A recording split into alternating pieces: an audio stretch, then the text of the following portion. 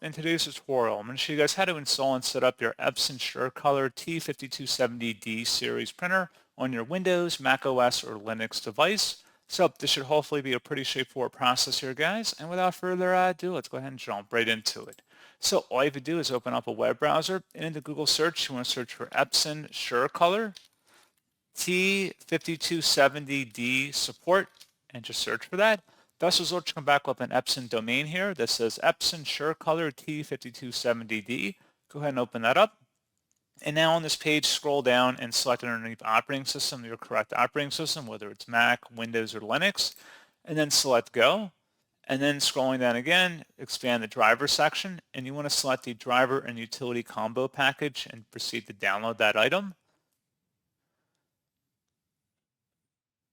And then once it's on your machine, go ahead and select Open File or Run it. And if you receive a user account control prompt, it should be assigned Verified Publisher.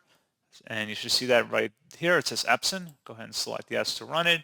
It says this file contains everything you need to use your Epson SureColor printer. Click OK to continue. Select OK.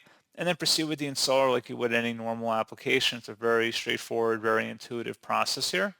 And that's pretty much it. So, as always, thank you guys for watching this brief tutorial. I do hope that I was able to help you out, and I do look forward to catching you all in the next tutorial. Goodbye.